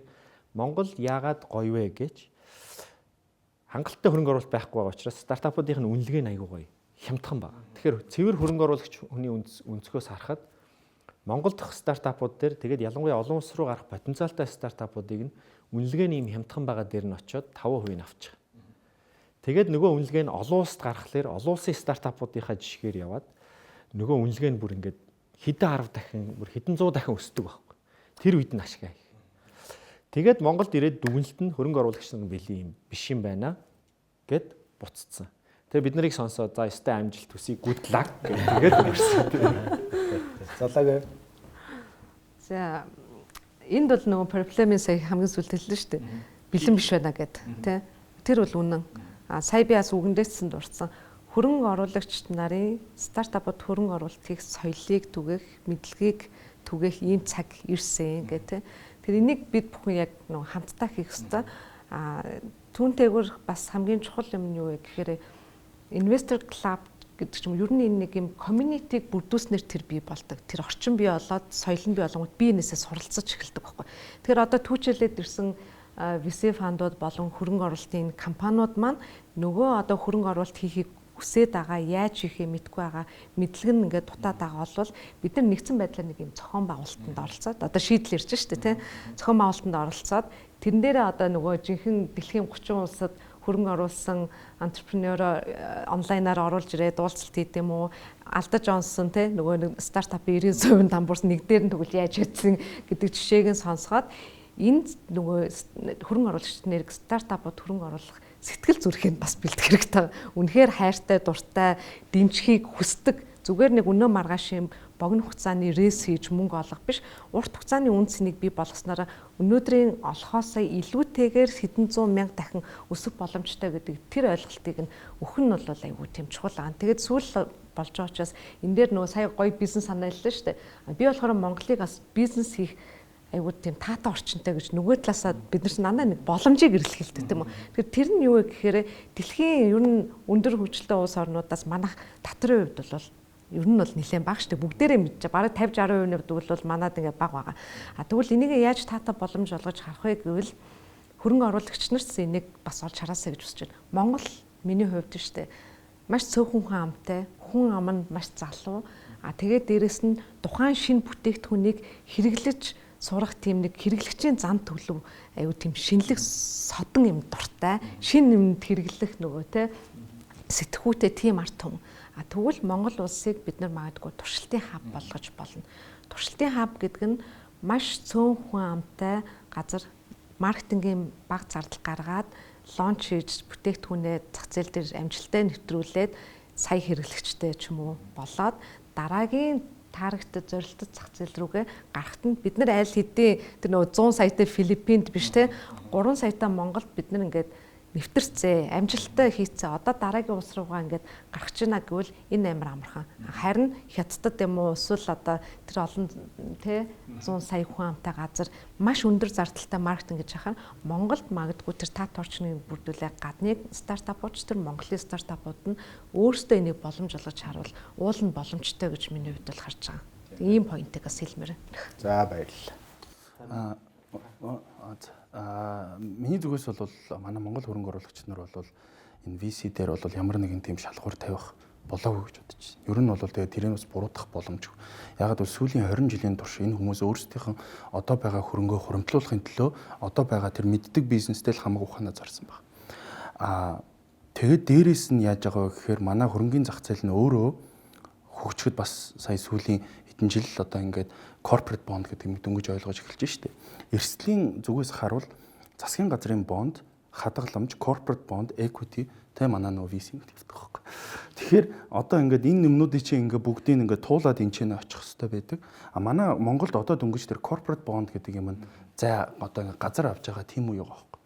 Тэгэхээр ер нь бол энэ одоо байгаа хөрөнгө оруулагч нарыгаа буруутгах бол ямар ч боломжгүй. Гэхдээ нэг давуу талтай юм нь юу байгаад байна? Манай Монголын хувьд буюу манай Монгол хөрөнгө оруулагчийн хувьд болохоор манай Монгол хөрөнгө оруулагч нар эрсдэлтэй ах чадвар маш өндөр байдаг. Яг бол дийлийнхэн дандаа нөгөө 8 нөгөө уурхай эсвэл бол бүр нөгөө хоосноос нэхлүүлсэн одоо байгаа энэ том компаниуд эдгээр болохоор юу вэ гэхээр яалтчгүй нөгөө эрсдлийг хүлээж авах чадвартай болцсон. Буюу ойлгодог болцсон. За ер нь ингээ оруулаад ахад за ингээд нэг 10 компанид хөрөнгө оруулал за нэг 8 нь унаад 2 нь ер нь гайгүй болд юм байна гэдэг тэр логикийг нь бол толгонд нь орцсон байна. Тэр яг ойлголтоо энэ VC руу яг ер нь бол маш төстэй. Бидний зүгээс юу хийж байгаа вэ гэхээр эрсдлээ яг ялгаагүй. Бид нар одоо юу гэдэг нэг хүн ирээд биднэрт инста гайхалтай санаа ямаа гэхээр бүх мөнгөө аваачаад хийждэггүй. Бид нар тэрий чинь яг ингээ байгаа мөнгөө эрсдлийнхэн түвшинд нь хуваагаад одоо 20 хэдэн компани ч юм уу. Эсвэл бол бүр илүү эрсдэлгүй бодыг бол 50 хэдэн компани. Тэр чинь хуваага байршуулад тэгээд алдахын алдаад амжилттай дээр нь харин жинхэнэ өстой янзтай амжилт үзүүлнэ гэдэг. Тийм бодлоготой гэдэг. Тэрийг бас хөрөнгө оруулагч нар маань ойлгосоо гэж байна. За баярлалаа. За манайх бол яг бас олон хөрөнгө оруулагчтай уулзчихсан л та. Тэгээ яг тэдний одоо гэдгийг жигнэсээ сонирхож байгаа юм те нүд нь ингээд сэргээлтэй ингээд гал асаад асууж байгаа юм нь бол ер нь бол үнчээдий гэдэг л те. Тэгээ илүү нөгөө хямдхан үнэлэх сонирхолтой. Тэгэнгუთ огт үн асуугаагүй. Бид нар Японоос сая хөрөнгө оруулалт авч байгаа байхгүй. Тэгэхэд огт үн асуухгүй байгаа байхгүй. Тэ бид нар хэлсэн үнэлгээн дээр орж ирнэ гэд орж ирж байгаа байхгүй. Тэгээ айгүй одоо юу гэдгийг өөр ажилтг юм байна гэдгийг бид нар чинь тэндээс харж байгаа байхгүй. Бидний яг өөрсдийн хүсэж байгаа зорж байгаа юм чинь тэр бол тэрлүүгээ ажил гэдэг тэ тэр яг юм руу ингээд биднийг ямар ч стрессгүй болгоод биднийг ямар ч шахалтгүй болгоод яг юм чөлөөтэй ажиллах орчныг бүрдүүлж өгч дэмжиж өгч байгаа байхгүй. Тэр бол айгүй тийм нөгөө баг дотор юу гэдэг биднэрт бол бүгд нь айгүй тийм эерэг нөлөө үзүүлж байгаа байхгүй. Гэтэл манайх бол нөгөө юу яаж байгаа байхгүй өөр байгаад байна те. Бид нар юу гэдэг одоо тэр хөрөнгө оруулалтыг авах хүртлээр бол бид нар дандаа ингээд нэг асуудалтай дандаа тулгардаг те. Ингээл хөрөнгө одоо юу гэдэг үүсгэн байгуулагч бидэрт яг адилхан бизнес хийж байгаа эхлүүлж байгаа хүмүүстэй ингээл яриа суухт бидний асуудал яг адилхан. Тэ хөрөнгө оруулагч ингээд байна. 10% маань авчаад бүх юмд орох гээд байна. Тэ бидний нэрээр одоо юу гэдэг тендерт орох гээд байна. Ч гэдэг юм ингээд яваад иддэг. Гэтэл сонсон зовлон. Айгүй олон асуудлууд бидрийнхээ ингээд адилхан байдаг байхгүй. Тэгээд тийм учраас бид нар эдрийгээ ер нь ингээд шийдэх хэрэгтэй байна. Хамтарч хэдүүлээ дуу хоолойгоо нэгтгэг яа. Тэгэхгүй л ингээд яг стартап тэг гарааны бизнесгээ ярихаар дандаа л ихэнх нь хөрөнгө оруулагчид, улс төрчид тэгээд ингээд суугаад яриад байна. Тийм учраас өөрсдөө дуугардаг, ярьдаг бай, өөрсдөө нийлж асуудлаа шийддэг бай гэдэг яг тэр Founders Club гэдгийг саяхан байгуулад байгаа. Тэг энэ дотроо бол бид ингээд зөвхөн дотооддоо ингэж ажилладаг юм байгууллага. Одоо бол яг founding member тавуулал байна. Тэгээ яг сонирхож байгаа хүмүүсийн юуг нь аваад тэгээд бид нар яг ямар чиглэлээр одоо юу гэдэг нь бусд руугаа бидний нэг ажиллах юу нь болохоор өөрсдийгөө л асуудлыг илүү дотроо ярьж нийтлэг байгаа асуудлаа шийдэх байхгүй. Тэрнээс ямар нэгэн байдлаар одоо сургалт явуулъя, хөтөлбөр гаргая, хүмүүсийг хөгжүүлэе биш л дээ. Яг л жинхэнэ бизнес хийж байгаа, яг энэ одоо ажиллаж байгаа одоо фаундерууд маань тулгамж асуудлыг шийдэ. Ер нь бол нөгөө нэг экосистемийн асуудлыг одоо тэр Techstars-ын үсгэн байгуулагчтай Bradfield-ийн одоо хэлсэн байдаг аахгүй. Мань хүн нөгөө Boulder гэдэг Америкийн жижигхэн хот. Гэхдээ жишээ нь Америкийн одоо нэг хүнд ногдох стартапынхаа тоогоор Америкийн дунджаас 6 дахин, Silicon Valley-гаас 2 дахин. Энэ хотыг одоо жишээ нь яг тийм болгосон юм байхгүй. Тэгээ мань хүний хэлж байгаа юм нь бол энэ экосистемийн чинь төвд нь стартап фаундерууд нь байх хэрэгтэй маа. Тэгдэр чинь манлайлж ижил юм явах хэрэгтэй болохоос улс төрч манлайлаад ч юм хөрөнгө оруулагч манлайлвал дандаа алддаг. Тийм жишээ зөндөө байна гэдэг юм хэлж байгаа байхгүй. Тэгэхээр бид нар ч гэсэн ер нь бол одоо яг ингээд хэдүүлээ манлайллаа одоо яаж үзүүлэх юм те олуулаа болъё, асуудлаа нэгдэж дуу хоолойгоо нэгтгэе гэдэг ийм юм руу илүү явж байгаа гэсэн үг. Тэгэхээр бидний хувьд бол одоо санал болгох шийдэл гэх юм бол ийм л юм байна. Ерөөсөө энэ deregulation тэгээ одоо сая Трамп ерөнхийлөгч болоод хамгийн түрүүнд байгуулж байгаа агентлаг нь тэр биш үү те. Энэ зохицуулт дүрм журм гэдэг юм багасгаач. Байхгүй болгооч шаардлагагүй бол. Одоо жишээ бид нар Японоос хөрөнгө оруулалт оруулж ирэх гээл нэг гэрээ байгуулж авах бүх юм ингээл ярьж байгаа асуудал шийдэл за хөрөнгө оруулалтынхаа гэрээг байгуулаад тэгээ нөгөө мөнгө нь орж ирэх гээд сар гарan болчдөг байхгүй.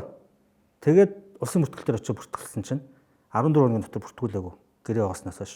Тэгэхээр та нарыг тооргон 500 мянга. Шууд акт үлдээд торгочих жоохгүй. Бид нар одоо юу гэдэг нөгөө хичнээн тайлбарлаад ямар ч нэмэр авахгүй. Гомдол гаргаад нэмэр авахгүй. Хариу авахгүй. Хууль нь тийм. Тэгвэл тэр хуулийг болиё л доо. Өөрчлөе л доо тий. Яагаад бид нар ингээд гадаадаас хөрөнгө оруулалт оруулж ирээд нөгөө засгийн газрын чинь томчууд яриад байгаа ямыг хийгээд ахад бид нар торгуулад байгаа. Тий. Тийм юм байж болохгүй байгаа байхгүй. Жишээ нь одоо юу гэдэг нь Зүүн Азид хамгийн өсөлттэй байгаа Индонез, Филиппин, Малайз бүгдээрнгийнх нь өсөлт хийсэн гол цэг нь юу вэ гэхээр дандаа бизнес эрхлэлтийн орчныг л сайжруулах. Өөрөөр хэлбэл тэнд байгаа зохицуултуудыг төрийн оролцоог багасгах байхгүй. Тэгж ажилласан учраас тэд нар бүгдээрээ бид нар чадлаа гэж ярьж байгаа байхгүй одоо бол. Гэтэл манайх болохоор тэн дээр бол таг дүлий. Тэ? Суугаалгаа. Тэгэхээр бид нар энийг л одоо хийх ёстой байна. Тэгэхгүй бол одоо юу гэдэг ингээд жишээ нь одоо дэлхийн дундаж бол SME бол жишээ нийт аж ахуй нэгжүүдийн 97-оос 99% байгаа. Манайх ч гэсэн ялгаагүй 98%. Гэхдээ дэлхийн дундаж бол GDP-д оруулж байгаа хувь нэмэр нь 40% байдаг. SME гэхэд. Гэтэл манайх болохоор 5% байхгүй. 5% асар их зүрх. Яагаад энэ одоо юу гэдэг юм бизнесүүд чинь одоо юу гэдэг ингээд ийм аутпут багтаа байгаа. Яагаад зөвхөн нэг хүнтэй л аж ахуй нэгжүүд яваад байгаа. Яагаад ингээд ажлын байраа нэмэгдүүлээ, олон хүн ажилуулъя гэд ингээд зориод явахаар эн чинь дарамт болж хуурайд байгаа, тий? Зөндөө олон дарамт ирж штэ. Ингээл саяны хэлсэн торгуулаас эхлээл нийгмийн даатгал, татвар зүгээр тайлангуу өгөөг хугацаанд нөгөөгөөд 3 саяар торгоно гэд ирж байгаа юм. Энэ юмнуудаа болчихоо. Тэгэх юм бол энэ бидний ч ажиллахгүй болох гэдэг нэ. Бид нар бол харж байна. Бид нар одоо юу гэдэг ингээд тодорхой хөгжлийнхөө үе шатуудыг дамжиж жаад бид нар дэлхий дээр гарна. Сая Silicon Valley дээр яваад бид нар харахад бол угсаа яг л тэгж ярьж байгаа байхгүй. Our local problem is global business гэж ярьж байгаа байхгүй. Бүгдэнд байгаа нийтлэг асуудал шүү дээ. Хэрвээ та нар билингийг аягүй сайн хийж байгаа бол та нар зөвхөн Монголд биш үү? Тэ? Тэрийг Хонконгод юу гэдэг Казахстан та нар сайн хийж чадсан шүү дээ. Гэж л нөгөөдөл чинь яг тэр одоо хөрөнгө оруулагчид нь бусдыгаа урамшуулж ажиллуулж тэ тэн дээр чинь бид нар дэмжиж гэж ажиллаж байгаа байхгүй. Тэгэхээр тэр юм руу л хэдүүлээ явъя гэсэн ийм л одоо шийдэл хэлж. За маш их баярлалаа. Тэгээд нэвтрүүлгийн маань цаг бас нэлээд итэрлээ. Тэгээ айл болох асуулахгүйгээр бүгдээрээ гаргахыг хичээнэ. Тэгээ яг хаа дүгнээд би нэг бас ганц өгүүлбэрээр өнөөдөр нэвтрүүлгээ бас дүгнмээр байна л да. Тэгээд маш сонирхолтой, маш чухал яриануудыг ярьлаа. Тэн дундаас яг миний хамгийн одоо онцолж хэлмээр байгаа зүйл нь стартапууд, бизнес эрхэлж байгаа залуучууд гэхээсээ илүүтэйгээр хөрөнгө оруулагч нарыг сургах те энэ хөрөнгө оруулалтын шинэ соёл бий болгох, зөвшрүүлэх гэдэг зүйл маш чухал юм байна. Эхнээс ингээ family office-ууд те янз бүрийн endowment сан гэдэг одоо санхүүдээр тийм сан нэгтгэсэн үү те. Ингээд эхнээсээ ингээд хуультай хуйлгүй юмнууд хөгжиж байгаа. Санхүүтэй нэрээ бас нэг жишээ хөрөнгө оруулагч нар нөгөө Angel Investment Club-уудынхаа мемберүүд зориулаад ер нь стартапыг сонирхож хөрөнгө оруулах гэж байгаа хүн зориулаад шинэ програм гаргавал яасан. Хөтөлбөр гаргах уу гэж санхүүтэй бас яриад хэлсэн. Тий, над руу ягаад энэ бас гайхаад байж байгаа. Тийм байна. Тэгээд яг хоо би хэцүүг нь айгүй чухлыг ойлгож чинь. Гэхдээ хэцүүг нь ойлгож чинь. Яагаад хэцүү гэхээр одоо мөнгөтэй ах эгч нар чинь одоо маний дүүгийг тэр баргийн сонсох нь үгүй те. Тэгвэл шантралгүйгээр хэдүүлээ хамтраад сая Солонбаярын илгээр бүх түвшинтэй хамтраад ажиллацгаая. Тэгээд цаг гараа үргэлжлүүлсэн даваа маш их баярлалаа. Ажилд нь хамгийн өндөр амжилт хүсье. Баярлалаа.